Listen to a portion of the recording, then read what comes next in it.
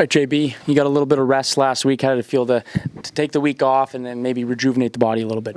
It was good. Probably the best I felt since coming here up in training camp. So it felt good to kind of get a little week off. But it definitely feels good to be back out there for sure. Finishing third in rushing yards in the CFL this season, what can you say about the season you've been able to have and working with Scott and Rob and even Coach O and coming in here in your first year in Hamilton? It was okay. It was solid. You know what I'm saying? Obviously, I wish I would have, tried to finish first, even try to finish second. So, it's pretty good. Pretty good season. Just doing my best to try to be the consistency factor. Be more like Rev, I like to say, because Rev is super consistent. But it was a good season.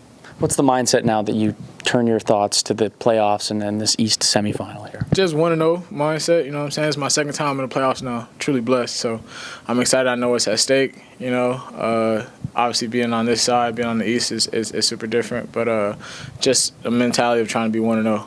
What can you say about this defense you're going up against? Super hungry defense. Defense that scores a lot of points.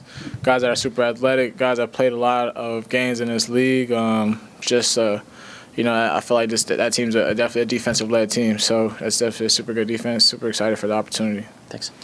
You talked about consistency. We know that both quarterbacks are going to play this weekend. And you talked about the consistency you see out of Revenberg. How important is that relationship and trust going to be between yourself and the offensive line, knowing that there could be situations, it could be one quarterback or another quarterback? Yeah, just being able to play with whoever's out there. You know what I'm saying? It's always the next man up. I feel like we've kind of played musical chairs at almost every position, crazy position this year. So just being able to be consistent, be the consistency factor, be a helping hand to those guys who needs it, whatever quarterback's back there, whoever O-line's in there, whoever's in there, wide receiver, just being as consistent as possible. And you can only do your 1/12. That goes without saying. But do you have a great sense of responsibility this weekend? If you can kind of understand what your responsibility is relative to the offensive line, relative to the quarterback, do you see yourself as having a huge responsibility this weekend? I would just say I would always have set real big expectations for myself, you know what I'm saying? But as my position as a football, it's an ultimate team game, you know what I'm saying? It's only so much you can do. So my biggest thing is to do my job, the best of my abilities, and to try to make everybody better around me. James, the weather has changed just in time for the playoffs. Are you excited about that? Yeah, I feel like any running back you asked about getting a little colder, you're excited about that. So, yeah, it's definitely football weather for sure. How big is it to establish that run game, especially on the road? I feel like it's been big in every game. You know what I'm saying? A lot of games this year. You're saying teams that have usually established a run game have been pretty successful. So establishing a run game, definitely in this cold weather. Getting later in the season. I still look around the league. I see that Andrew Harris is missing November. You know what I'm saying? That's like the best title you can possibly get for a running back. I know you said it's 1-0, one game at a time. Have you allowed yourself to think about the possibilities, the what ifs? You guys are hosting the Grey Cup this year. Obviously, it's always in the back of your head, but you can't, I can't think about Friday on Monday, you know what I'm saying? So I just got to stick it one thing at a time, one day at a time. That's how I took this year, and, you know what I'm saying, was able to have the year I did, and I'm just going to try to continue that same mindset. You're new to this team, Bo's new to this team. Have you noticed more of the Ticats culture reveal itself over the last couple of days? There are guys who've been here, I think it's Simone and Tetheron for all the Grey Cup appearances, certainly Revenberg, those guys up front. Have you noticed anyone speaking louder or conducting themselves in a way that has kind of caught your eye and being like, oh, that's what Ticats football must mean come playoff time?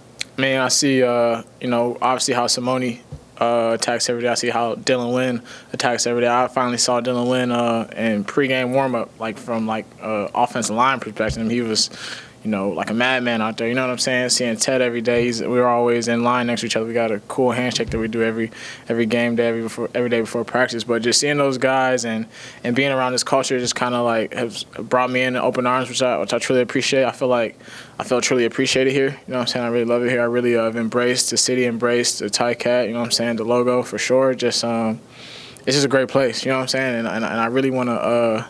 I really want to go out there and play for Coach O. You know what I'm saying? I really respect Coach O. I respect what he does. He means a lot to me. He shows me that, I mean more than just a player. You know what I'm saying? He means more than just a guy. So he's definitely a guy I want to go out there and, run through a wall for. And finally, Scott Milanovich has coached a lot of great running backs into the Avon Coburn, Brandon Whitaker. He took a guy in Chad Cackert who was the backup and then was suddenly thrust into starting role. And he ended up being the MOP of the Grey Cup. What kind of conversations have you had with Scott, and how has that relationship grown in terms of communication up to this point, knowing what responsibilities you have? Honestly, at first, I thought Coach Scott didn't like me at first when I first got here. There's a lot of us who think You know that what I'm when we saying? meet Scott for the first time. Yeah, so I didn't think he liked me. I think I must have. I think I missed a blitz pickup on the backside, and he just like yelled at me the first day after a meeting. You know what I'm saying? I was like, oh, you know what I'm saying? It's gonna be that kind of relationship. But no, it's definitely been a great relationship. He's definitely the type of coach that is gonna hold guys accountable. It don't matter who you are, and I respect that. You know what I'm saying? Like good or bad. Like if you do good, he's gonna tell you did good. But if you did bad, like he's gonna get on you. So I just think he's just been telling me like, you know what I'm saying, just to keep doing my thing. That it's gonna be obviously how important running the ball is come November. So just, you know what I'm saying, stay healthy and do whatever you got to do to take care of your body.